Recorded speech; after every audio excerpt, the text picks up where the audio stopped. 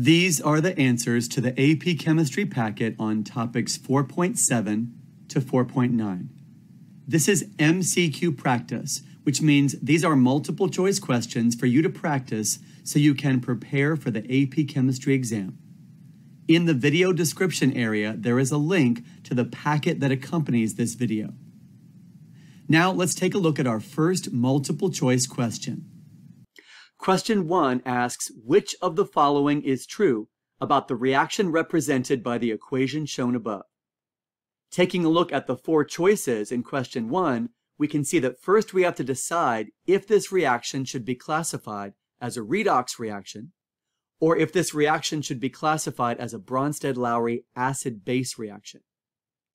Here on this slide, for topic 4.7, types of chemical reactions, the essential knowledge statement about acid-base reactions says that acid-base reactions involve the transfer of one or more protons between chemical species.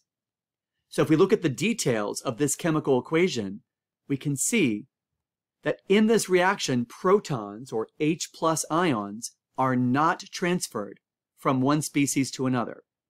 Therefore, this reaction is not classified as an acid-base reaction. So we can eliminate choices C and D in question 1. Now that we know it's a redox reaction, let's take a closer look at the details of this chemical equation. Oxidation numbers may be assigned to each of the atoms in the reactants and products. This is often an effective way to identify the oxidized and reduced species in a redox reaction. Now, when I was teaching about topic 4.9, oxidation reduction or redox reactions, I taught some rules for assigning oxidation numbers. Here are a few examples of those rules that I had presented in an earlier video for topic 4.9. Rule number 1, if an atom is in its elemental form, the oxidation number is 0.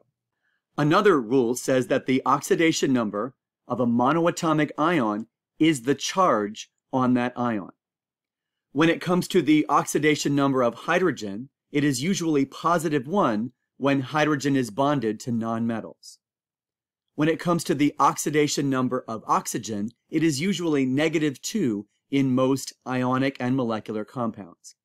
Now let's take a closer look at the details of this balanced chemical equation so we can assign oxidation numbers to aluminum, hydrogen, sulfur, and oxygen on both sides of this equation.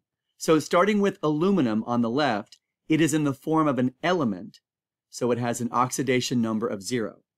And then for the chemical formula H2SO4, hydrogen bonded to nonmetals is normally +1. So we have hydrogen with an oxidation number of +1, and then the SO4 portion of that formula, the sulfate ion, has an overall charge of -2, and oxygen would normally be -2 in a substance like this, and that makes the oxidation number of sulfur +6. So we've now assigned oxidation numbers to each of the four elements on the left side of the equation. Now let's assign oxidation numbers to each of the four elements on the right side of the equation. So I see aluminum sulfate, which has the formula Al2 and then SO4 in parentheses times 3. The SO4 2-, or the sulfate ion, is -2, and if we have 3 of them, that would be a total charge of -6. The 2 aluminum ions in aluminum sulfate would be +6 altogether, but each aluminum would be assigned an oxidation number of +3. So that is the charge on the monoatomic aluminum ion in aluminum sulfate. But since we have SO4 2- on both sides of the equation, or the sulfate ion, the oxidation numbers of sulfur and oxygen are not changing in this chemical equation. And then finally, hydrogen is listed as an element on the right side of the equation, so the oxidation number of hydrogen would be 0. Now, in summary, let's see what's changing in this chemical equation. So we have aluminum, which is changing from 0 to +3, and we have hydrogen, which is changing from +1 to 0. And with respect to changes in oxidation number, this is how they are defined in terms of the oxidation number. If it increases, we say the element is oxidized. And if the oxidation number decreases, we say the element is reduced. So in this equation, aluminum is being oxidized from 0 to +3, and hydrogen is being reduced from +1 to 0. Now let's take a look at the correct answer to this question. The correct answer is A.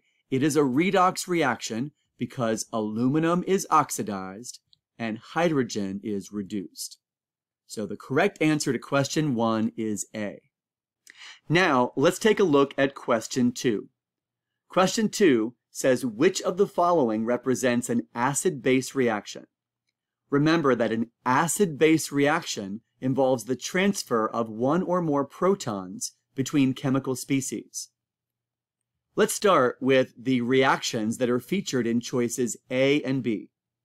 If we look closely at the details of these two reactions, we can see that in reactions A and B, protons or H+ ions are not transferred from one species to another.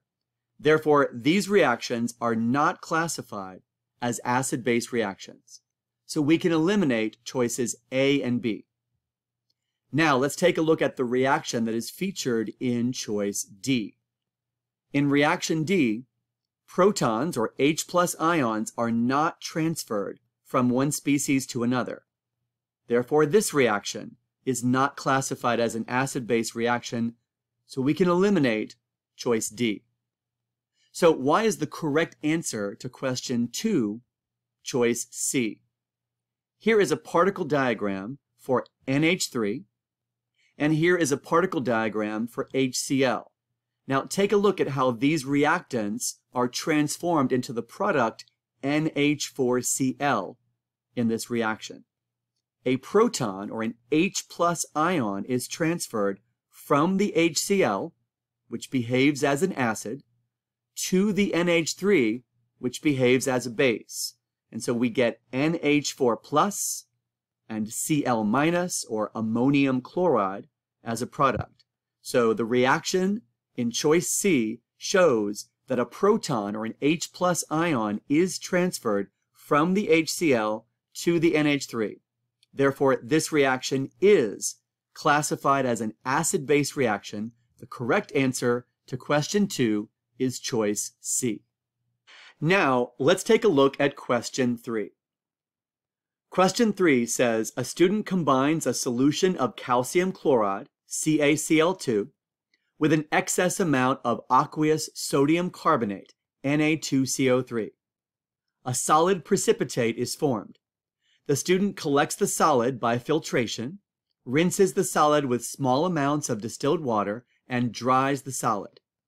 During the course of the experiment, which of the following happens to the chloride ions? The first thing I'm going to do is write a balanced chemical equation for the reaction that occurs in this experiment. I'll start with the first reactant, which is calcium chloride, CaCl2. Calcium chloride contains calcium ions, which have a charge of +2, and chloride ions, and the charge on the chloride ion is -1. The next reactant is sodium carbonate, Na2CO3. The charge on the sodium ion is +1, so we have 2 sodium ions for every 1 carbonate ion, and the charge on the carbonate ion is -2. Now that we know the correct formula and charges of the ions on the left side of the equation, we can write the correct chemical formulas for the products that are formed in this chemical reaction. So the two products that are formed when calcium chloride and sodium carbonate are combined would be calcium carbonate and sodium chloride. So the formula of calcium carbonate is CaCO3, and as you can see, the charge on the calcium ion cancels out the charge on the carbonate ion, so we have that 1-to-1 ratio between calcium and carbonate, CaCO3. I'm putting a question mark for the moment for the phase of matter, because we don't know at this moment whether calcium carbonate remains aqueous dissolved in solution, or whether calcium carbonate is the solid precipitate that is formed. The formula of the other product, sodium chloride, is NaCl.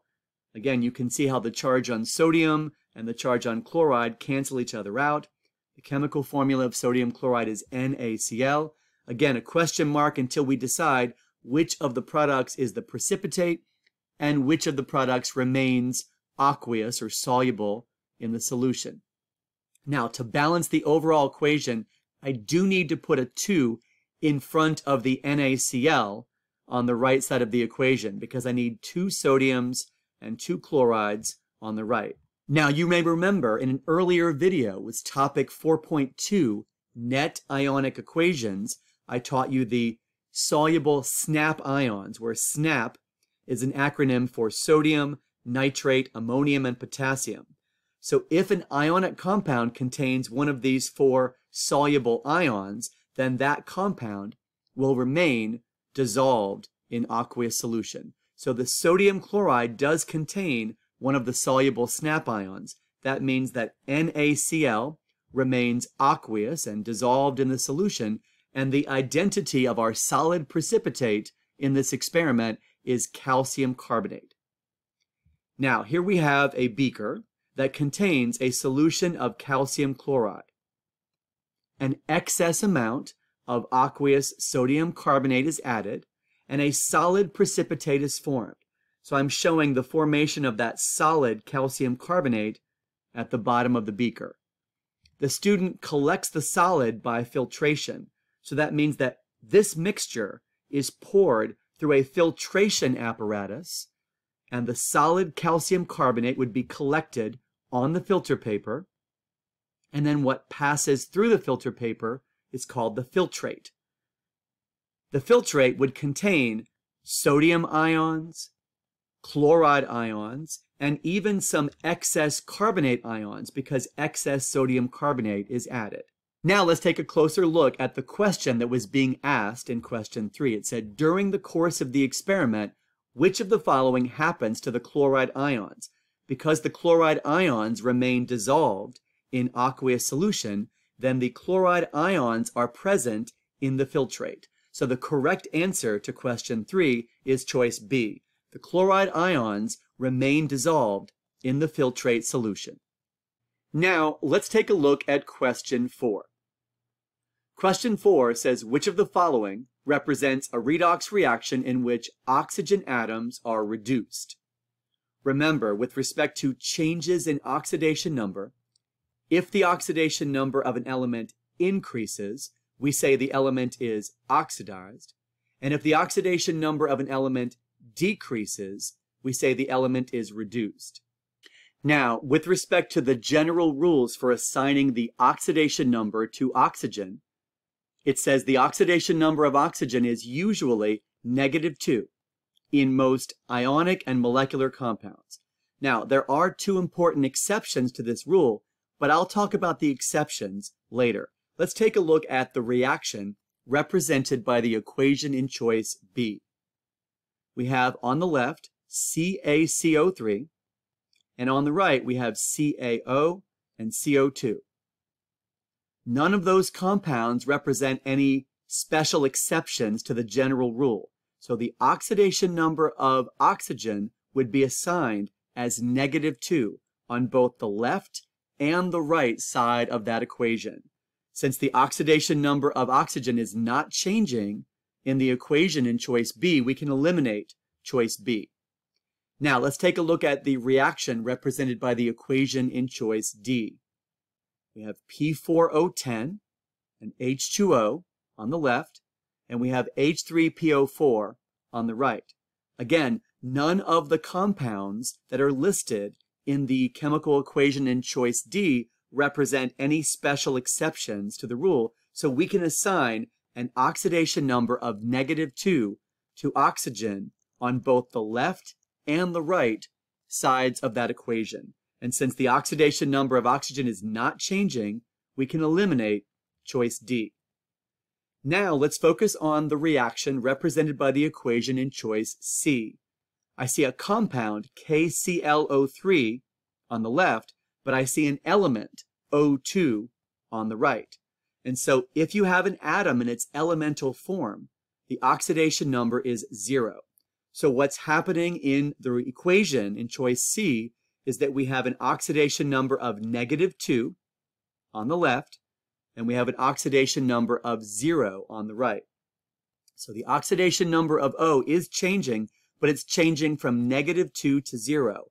Remember that if the oxidation number increases, we say the element is oxidized. So the reason why choice C is not the correct answer is because we're looking for a redox reaction in which oxygen atoms are reduced. In choice C, the oxygen atoms are being oxidized from -2 to 0. So now that we eliminate choice C, we know that choice A is the correct answer. Let's take a look at that exception that I had mentioned earlier. So two important exceptions to the rule for assigning oxidation numbers to oxygen are hydrogen peroxide, H2O2, in which the oxidation number of oxygen would be assigned as -1, and then oxygen difluoride, or OF2, in which the oxidation number of oxygen is actually assigned to be +2 in that compound. So in choice A, we have an oxidation number of +2 on the left side of the equation, and we have an oxidation number of 0 for elemental oxygen on the right side of the equation. So since the oxidation number of oxygen is changing from +2 to 0, then that means the oxidation number is decreasing. So it is being reduced. So the correct answer for question 4 is A. The oxidation number of oxygen is being reduced from +2 to 0. Now let's take a look at question 5. Question 5 says, which of the following represent a Bronsted-Lowry conjugate acid-base pair from the reactions represented by the equations shown above? The definition of a Bronsted-Lowry conjugate acid-base pair is shown on this slide. This was presented in topic 4.8, Introduction to Acid-Base Reactions. So you can see it highlighted on this slide. A conjugate acid-base pair is an acid and a base that differ by only a single H+. Now let's take a look at the four choices, A, B, C, and D, for question 5. In choice A, those chemical formulas are very different from each other. They are not going to be different by only a single H+ ion. So we can eliminate choice A. For the same reason, the chemical formulas in choice B are very different from each other. They do not differ by only a single H+ ion. So we can eliminate choice B. Now, choice C looks like it might be the correct answer, but if you look closely, you realize that those two formulas, H2C2O4 and C2O42-, they actually differ by 2 H+ ions. So that does not represent a conjugate acid-base pair. So the reason why the correct answer for question 5 is choice D is because those two chemical formulas, HC2O4- and C2O42-, they are formulas that differ by only a single H+. Now, let's take a look at question 6. Question 6 says, which of the following correctly identifies a Bronsted-Lowry conjugate acid-base pair in the reaction represented by the equation shown above? According to the Bronsted-Lowry definition of acids and bases, which you learned about in topic 4.8, Introduction to Acids and Bases, an acid is a substance that donates H+ ions. So an acid is a H+ or a proton donor. A base is a substance that accepts H+ ions. So a base is an H+ or a proton acceptor. Now let's take a look at the details regarding what's happening in this particular chemical equation. So we can see on the left we have H2O and C6H5NH2. And so what's happening in this chemical equation is that an H+ ion is being transferred from the H2O to the C6H5NH2 molecule. And on the right side of the equation, we have C6H5NH3 plus and OH minus. So the H2O is behaving as an acid, as a proton donor, and its conjugate base on the other side of the equation is the OH minus, or the hydroxide ion. The C6H5NH2 on the left is behaving as a base, as a proton acceptor, and its conjugate acid, C6H5NH3 plus, is on the opposite side of the equation. Now let's take a look at the four choices in question 6, and we can easily identify the correct answer. So the correct answer to question 6 is choice B. The acid in this equation is H2O. It's acting as an H plus, or a proton donor, and its conjugate base on the other side of the equation is OH minus, or the hydroxide ion. Now let's take a look at question 7. Question 7 says hypochlorous acid, HOCl, behaves as a Bronsted-Lowry acid when it reacts with water. Particulate diagrams for HOCl and H2O are shown above. Which of the following particulate diagrams represent the products formed in this reaction? So we know that an acid is going to be a proton donor, or an H plus donor. So for HOCl to behave as an acid, we have to remove H plus from the HOCl molecule and transfer it to the water molecule. So on the other side of the equation, we will have OCl and H3O. Now, those two substances on the right side of the equation are not molecules, they're actually ions. So it would be OCl with a negative charge and H3O with a positive charge. So those two particle diagrams are what we're looking for to identify the correct answer to question 7. So the correct answer to question 7 is choice C. HOCl loses H plus to become the OCl minus ion, and H2O accepts H plus to become the H3O plus ion. Now let's take a look at question 8. Question 8 says the reaction between solid aluminum and aqueous zinc nitrate is represented by the balanced equation shown above. What is the total number of moles of electrons transferred from aluminum atoms to zinc 2 plus ions in this chemical equation? So the chemical equation that we are given says 2 moles of solid aluminum react with 3 moles of aqueous zinc nitrate to produce 2 moles of aqueous aluminum nitrate and 3 moles of solid zinc. I'm going to write the chemical formulas of those two ionic compounds to help you understand what the charge on the zinc ion is and what the charge on the aluminum ion is in this chemical equation. So the formula of zinc nitrate is Zn, and then parentheses around the NO3 taken twice.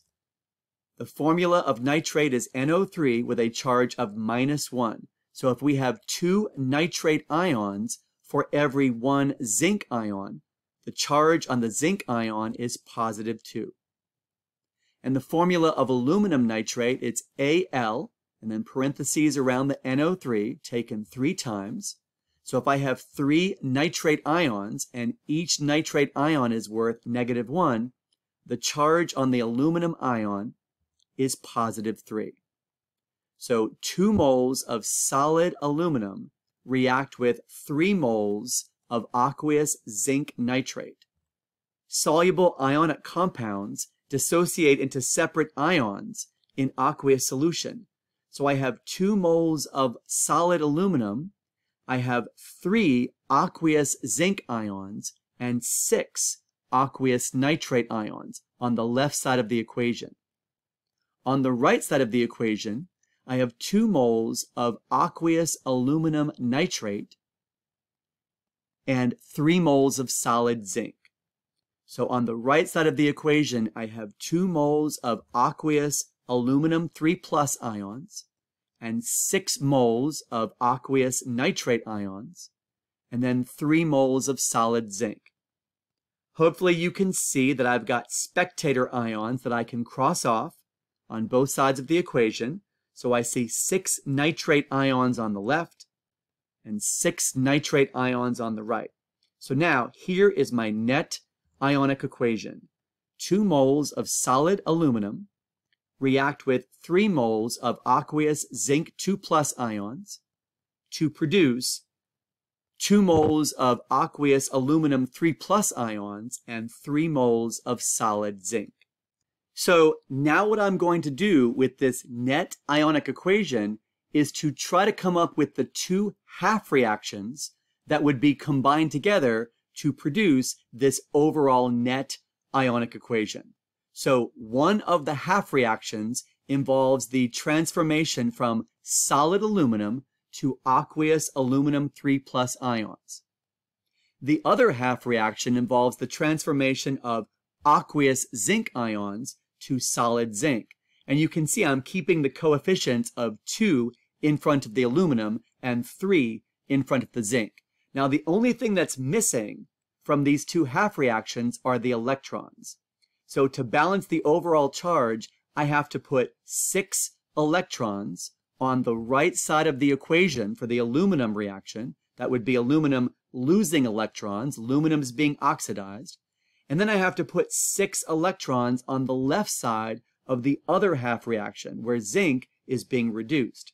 So as you can see, now I have 6 electrons lost and 6 electrons gained, and so that is the correct answer to question 8. The total number of moles of electrons transferred from aluminum atoms to zinc 2+ ions in this chemical equation is 6. So the correct answer for question 8 is choice D. Now let's take a look at question 9. Question 9 says, based on the half reactions shown above, which of the following is the balanced net ionic equation for the oxidation-reduction reaction between solid chromium and oxygen gas? Now, if you recall in question 8 of this packet, once I had written a net ionic equation for the reaction between solid aluminum and aqueous zinc ions, I had to construct 2 half reactions that would be combined together to produce the overall net ionic equation.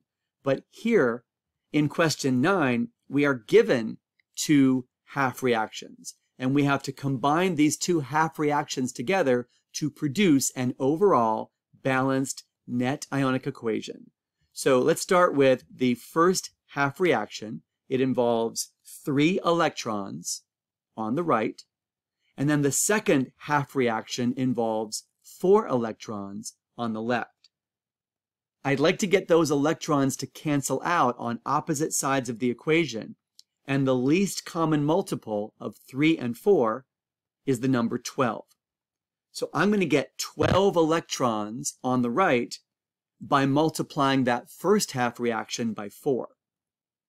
And I'm going to get 12 electrons on the left by multiplying that second half reaction by 3.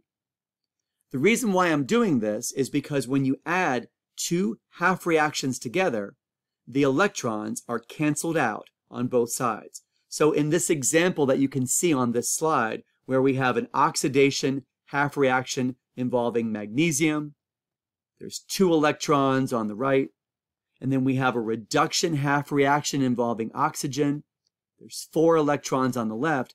I would need to multiply the magnesium half reaction by 2 to get the electrons to cancel out. So you can see if I have 4 electrons on the right and 4 electrons on the left, they would cancel out when I add those 2 half reactions together. So now back to the chromium and oxygen half reactions from this question. My coefficients for the chromium reaction, once I multiply each and every substance by 4, my coefficients from left to right would be 4, 4, and 12. And in the other half reaction involving oxygen, if I multiply each and every substance by 3, then my coefficients from left to right would be 3, 12, 12, and 6. So these are the half reactions after I've multiplied the first half reaction by 4 and the second half reaction by 3. Now you can see 12 electrons on opposite sides of the equation. The electrons are canceled out, and then what I get is the overall balanced net ionic equation. One final check for this balanced net ionic equation is a redox equation should be balanced in terms of both atoms and charge. So in this equation, I see 4 chromium atoms on the left. I see 4 chromium ions on the right. I see a total of 6 atoms of oxygen on the left, and I see 6 atoms of oxygen on the right. I see 12 hydrogens on the left and 12 hydrogens on the right. So it looks like it is balanced in terms of atoms. The total charge on the left side of the equation is positive 12. And the total charge on the right side of the equation is also positive 12. So this represents the correct answer to question 9. The correct answer to question 9 is choice D. And if you're wondering what's wrong with the net ionic equations in choices A, B, and C, well, these 3 chemical equations are balanced in terms of atoms, but they are not balanced in terms of the overall charge. So again, the correct answer to question 9 is choice D. So question 9 is the last question in this packet. I hope that you found all of these answers and explanations helpful. Thanks for watching.